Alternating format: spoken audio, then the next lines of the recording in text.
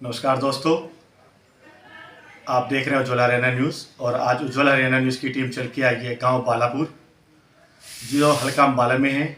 और आज हम आए हैं बलदेव जी के पास, जो सरपंची भावी के उम्मीदवार जो चुनावी मुद्दे में खड़े हैं। और आइए उनसे जानते हैं चुनावी मुद्दे के बारे में, कि उनका चुनावी मुद्दे में आने का मेन उद्देश्य है, उनकी नीतियाँ और उनके एजेंडे क्या हैं। आइए हम बात करते हैं बलदेव जी से। नमस्कार सर। नमस्कार जी। आपका नाम? बलदेव सिंह, प्रनव श्याम सिंह। बलदेव जी, सबसे पहले तो आपका हमारे उज्ज्वल हरियाणा न्यूज़ में आपका स्वागत है। हाँ जी। और सबसे पहले हम आपसे एक बात जानना चाहेंगे कि आपके गांव में टोटल वोट कितनी है 12.5 और वार्ड कितनी है? 7 वार्ड है। जैसे कि आपने वार्ड के बारे में और वार्ड के बारे में बताया है, सबसे आपसे मेन अहम हमारा सवाल ये रहेगा कि आपका जो चुनावी मुद्दे में आने का मेन नीति और मेन उद्देश्य क्या आपके? नीति है भी जनता की सेवा कराएंगे। आपके जो भी गांव का फैसला है या कोई गांव का विकास है, उसको विकास में गांव का विकास करवाएंगे। कोई भी गली नाली जिस तरह सड़क है उसकी व्यवस्था कराएंगे और कोई किसी से द्वेष वाली भाषा नहीं रखेंगे। बहुत अच्छी बात है कि जैसे कि विकास के लिए हम बात करते हैं कि जैसे हम देखते हैं कि गांव में अधिकतर पानी की और सड़कों की लेके ज़्यादा दिक्कत होती है। जैसे कि गांव में देखते हैं जोड़ होता है जी, पानी रुका होता है जिसके कारण मच्छर होता है, जिसके कारण बीमारी फैलती है जी। तो उसके बारे में आप ऐसा क्या करेंगे ताकि ऐसी बीमारी जो ना आए और व्यवस्था बनी रहे साफ सुथरी? पानी की निकासी कराएंगे, जहाँ से पानी कोई निकलने की जगह नहीं है उसको पाइपलाइन के जरिए से या किसी भी जरिए से उसको ऐसी जगह पहुँचाएंगे अभी जो बाहर पानी बाहर चला जाए और गांव में कोई ऐसी मच्छर मलेरिया वाली बीमारी ना फैले, गांव स्वस्थ रहे और सबको अच्छा लगे। ये काम बढ़िया हुआ है। बहुत अच्छी बात है जी। इसके साथ साथ आपसे एक बात और जानना चाहेंगे, जैसे कि देखते हैं कि गांव में डिस्पेंसरी को देख के भी जैसे कि एक गांव से दूसरे गांव जाना पड़ता है। हाँ जी। तो उसके लिए आप ऐसा क्या करेंगे ताकि जो डिस्पेंसरी आपके गांव में रहे और गांव वालों को दूसरे गांव न जाना पड़े? डिस्पेंसरी की व्यवस्था कराएंगे सरकार से मिलकर, एक डॉक्टर बिठाएंगे या भी किसी को बाहर ना जाना पड़े, क्योंकि गरीब जनता है जो उसको फिर बाहर जाने के लिए पैसा भी ज़्यादा खर्चना पड़ता है। तो प्राइवेट अस्पताल में जाएंगे तो मनमानी का पैसा लेते हैं। तो यहाँ डॉक्टर रहेगा तो अच्छे से इलाज करवाएंगे उसका, हर एक अपना डॉक्टर रखवाएंगे, डिस्पेंसरी बनवाएंगे सरकार से मिलकर सहायता लेके। अभी हमारे गांव में इस चीज़ की बहुत ज़रूरी व्यवस्था होनी चाहिए। अगर घुटनों की बीमारी बहुत ज़्यादा चलने का तो है नहीं, तो उसको बैठ के वहीं से कसरत करे अभी अपने शरीर की व्यवस्था को उसमें आगे शरीर स्वस्थ रहे और हरियाली बनी रहे, गांव का क्षेत्र अच्छा बने, विकास अच्छा हो।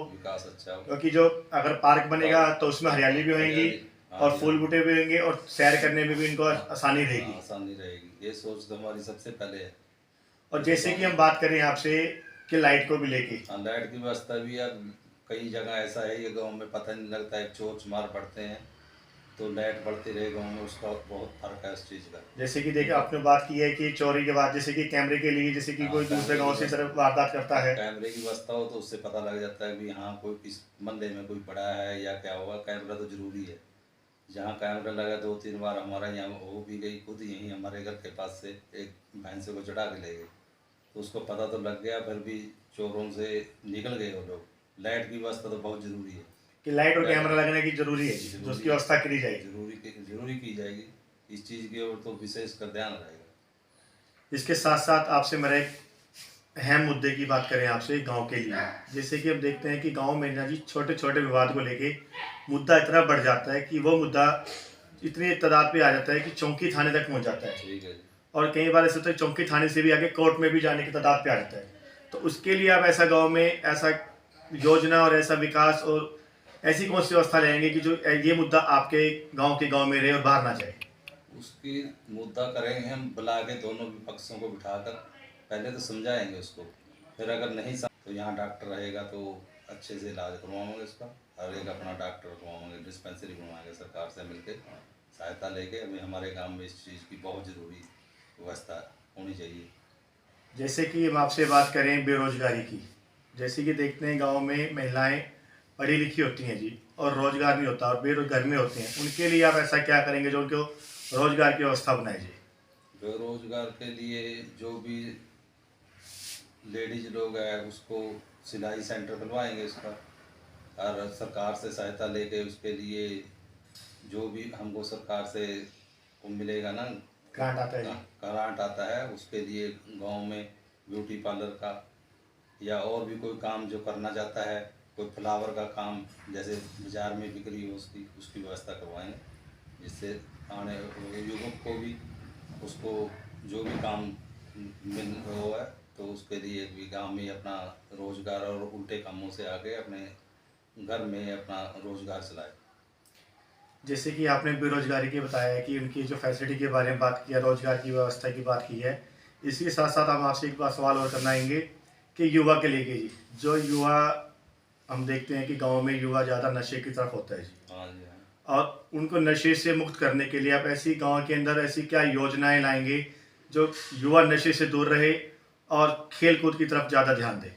उसके लिए जो पंचायत की ज़मीनें पड़ी हैं उनमें स्टेडियम बनवा के बच्चों को खेल का सामान देंगे, उसमें जो खेले बच्चा और गलत नशे की या उसके गलत इज्जत की तरफ ना जाए और अपना खेल के साथ अपना शरीर को भी स्वस्थ रखे और अपना भविष्य के बारे में सोचे। ऐसी व्यवस्था हम सरकार से ग्रांट लेके और उसका मैदान का व्यवस्था करवाऊँ।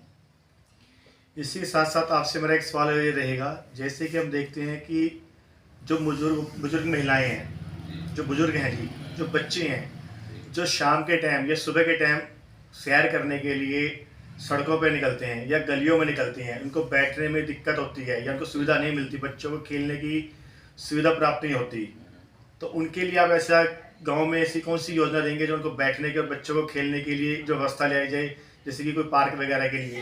पार्क की व्यवस्था करवाएंगे तो उसमें जिम का वो भी करवाएंगे, जिम करवाएंगे जिससे अपने शरीर का बच्चे वहीं खेल कूद के साथ और अपने शरीर को स्वस्थ रखें। और जो आजकल गोड्डों की बीमारी बहुत ज़्यादा चलने का तो है नहीं, तो उसको बैठ के वहीं से कसरत करें और कोई अपने शरीर की व्यवस्था उसमें आगे शरीर स्वस्थ रहे और हरियाली बनी रहे, गांव का क्षेत्र अच्छा बने, विकास अच्छा हो, विकास अच्छा हो। क्योंकि जो अगर पार्क बनेगा